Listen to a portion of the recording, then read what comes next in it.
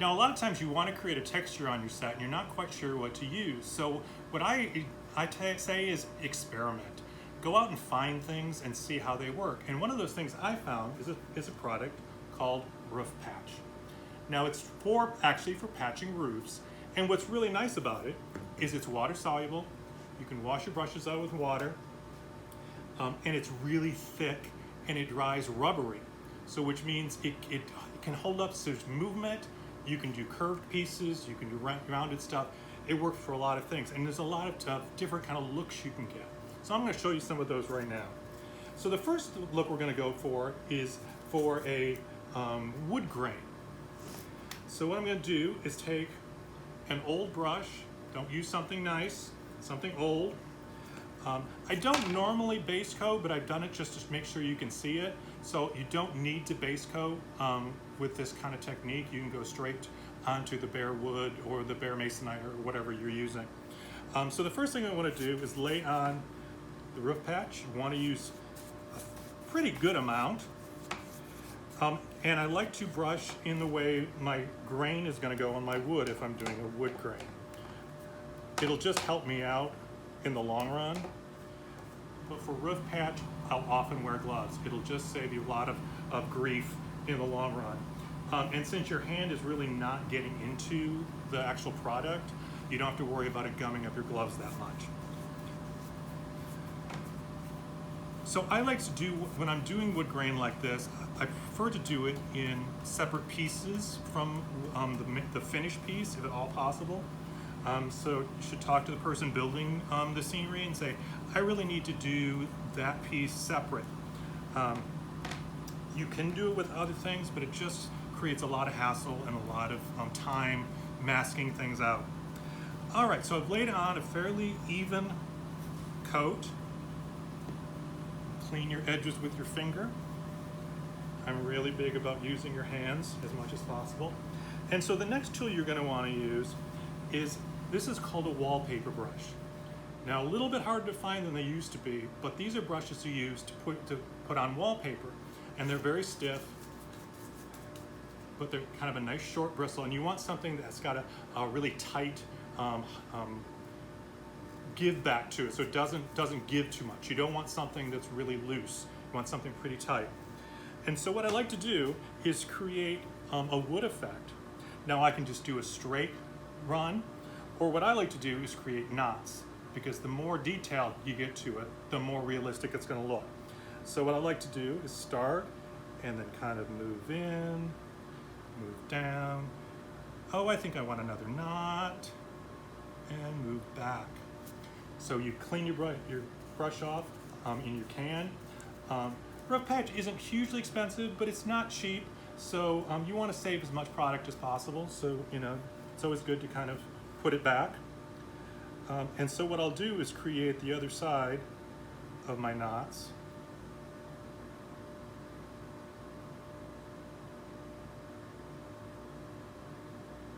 Just like that. If you have like little chunks that have kind of built up, you can use a smaller brush and get rid of those. So then what I like to do is use an artist brush, but something that's really stiff. Something that's been used forever. This is the kind of brush you'd probably throw away normally. It's got a little bit of give to it, but no, not a lot. And then I'll start creating my knots. And what I like to do is I start kind of in the middle of one side, come up, and then I do kind of a zigzaggy kind of feel to it. And then come around and come up. Come around, zigzag, come up. Zigzag, and just get smaller and smaller. So you get a knot effect. And let me do it up top again, get to the bottom, kind of a zigzaggy kind of feel. To the bottom, zigzag, bottom, zigzag, bottom, zigzag. So that's what you're going to get. So you'll let this dry completely, let it set up. It'll take, probably you should leave it for about a day. But if you're doing a lot at once, you might be able to get to the first piece you did by the end of the day. It just depends. I don't use this in its raw state. I almost always paint it, but it takes paint really well. It's does really well with paint, especially latex paint, works really, really well. So let me show you what that looks like. So this is what it comes out like. This is what you will see when it's dry. You can see this is completely dry.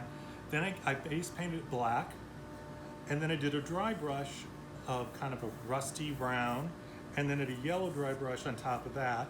Now I could go ahead and even do a glaze on top of that and create a wood effect. So this was a production of underpants, and you can see where I did the knots and the graining, and I put kind of a glaze around it and made it look like old wood. So that's a great way to add a wood texture to things that don't have wood texture, or even wood where you want it to all have a very similar feel. It's really hard to find wood that all looks the same. So this is a great way to find ways to make it all look the same. The next technique you can do is fairly similar. You want to layer your roof patch onto your piece. This I would do more on walls, on flats. But one thing to remember is once this is on, it's on. So don't really annoy somebody by doing this on some flats and then find out that they wanted them for something else. Because once this is done, this is all you get. So you lay it on kind of randomly. Unlike the graining, you kind of put it on kind of haphazardly. And then you can take either a float, which looks like this, which is what you actually use to put on plaster, or you can just use a big putty knife. And what you want to do is kind of really almost let the weight of the putty knife be all that you put on, because you just want it to go over the edge. And what this will do is kind of create a rough plaster, like an old plaster from an old building kind of feel. And if you get a few marks in it, that's fine. Often they weren't terribly careful with when they did plaster an old building. So you can get a nice kind of textured plaster effect, which is really nice. Again, we can paint it. You can do some washes on it. You can do a bunch of things. And that's a really great way to add texture to the to your set. And a kind of similar technique that you can use, which is also a technique you can use to create cement blocks, is again, you put elastomeric on your piece,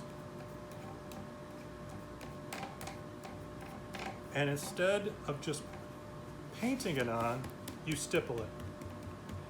You pounce up and down and create all these little peaks. Now this is a really good technique for when you want old paint. You know, in paint, over years and years and years and years, you get layers and layers and layers, and layers start peeling off, and you want that effect, but you don't want to keep painting things 1,000 times. So you get this, so you do this kind of stipple effect, and then again with your putty knife, making sure you get it cleaned off. And one thing to remember about your putty knife, make sure the edge is flat. A lot of times in shops, people use these for a lot of things they shouldn't use them for, and your putty knife will get dings and knots, and just it'll become very uneven, and you don't want that. So make sure your putty knife is really, really straight. And again, you pretty kind of hold it really loosely, kind of just between your two fingers, and let the weight of the putty knife do the work.